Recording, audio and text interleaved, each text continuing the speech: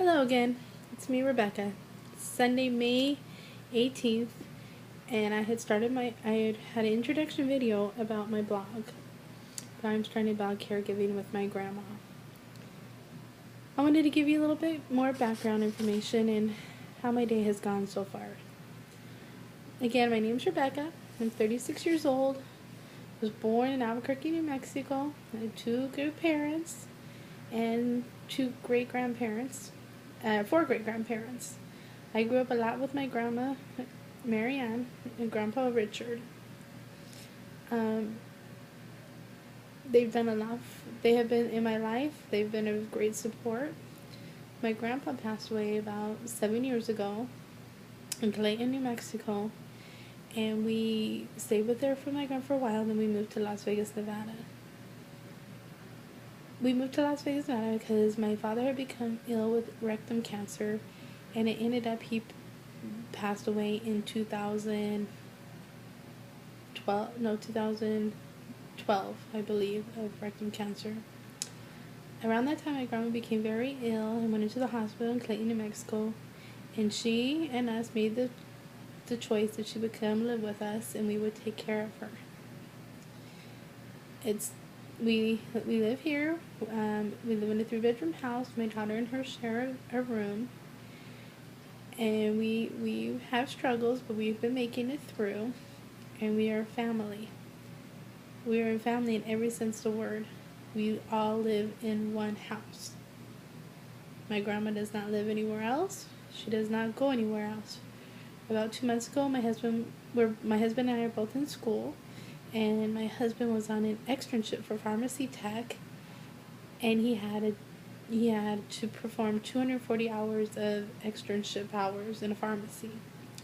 At that time, my grandma was going on weekends to my mom's, but she became very ill in the last 2 weeks and has not been able to go back. Some people might wonder why I'm starting this. I'm not starting this for popularity. I'm not starting this for boo-hoo, everybody look at me. I'm doing this because this is a real struggle, and it is very hard for us not to be able to take that time that we need to be with her. Today my day has started off by I had to go get some lab work done, and unfortunately the hours have changed on the pharmacy and on the lab place, and I wasn't able to go do that. So I went to Walmart and did some grocery shopping from about 7 till 8:30. Came home, and my day started. My grandma had a severe dirty diaper. Oh, by the way, I'm gonna let you know I'm gonna be very candid. So if this is something that you may not want to see, I'm not going to show gross stuff or be extremely crude, but I am going to be very real in my blog. Came home, my grandma had a severe dirty diaper, and she has some wounds on her bottom. Some people might call them bed sores, they call them some type of ulcer, and it was bleeding. I went into panic mode and called the home health care. We were able to get it to stop. It wasn't profusely bleeding, it just irritated, and it was some blood. Home health care has said they were going to come by. They haven't come by yet. I don't know if they will be by yet, but her nurse says that she will be here in the morning at 9 o'clock to look at it. From 10 till about 12, I had made phone calls to a lot of family members and friends of my grandma to let them know how she is doing. This is Sunday, one of my only 2 days off, and I work full time just like any other job between my family, my kids, and my grandma. Luckily right now in school, I have the next 2 weeks off, 2 to 3 weeks, and I will be able to rest for a little while. But once school starts, I'm taking online classes, but I will be doing that. In addition, I am trying to start up a part-time job as an autism tutor to make a little extra money for the household. Um, this is something that I need to do for my family so we can stay in our home. My grandma does help provide rent money and basic utilities through her Social Security, and we are able to stay in this house where she is able to be comfortable. If something was to happen to my grandma, or she had to go to full-time care in a rest home, or had to,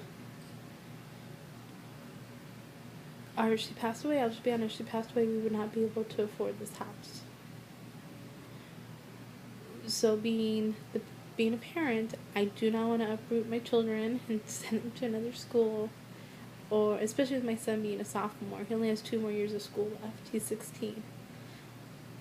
I want them to be able to stay in our house that we are renting. If it comes to it, I will try my hardest to keep us in this neighborhood so they can stay in the same school. But the rent here, we live in a fairly decent neighborhood, and the rent is a little, we spend $950 a month on rent.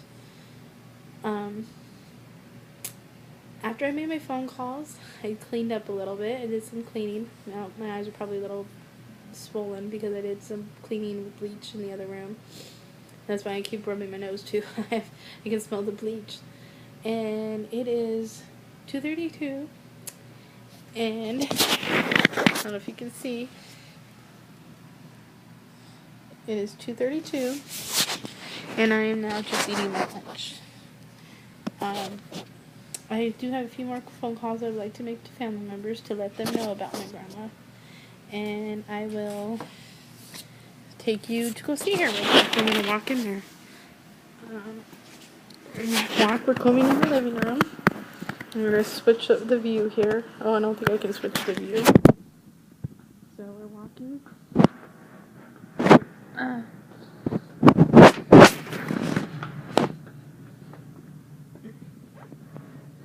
And this is Grandma.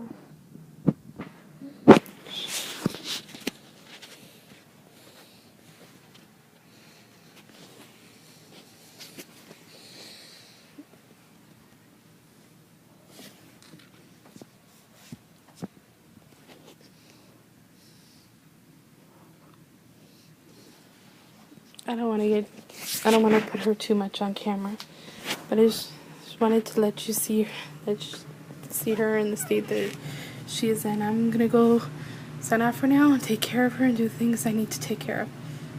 Thank you.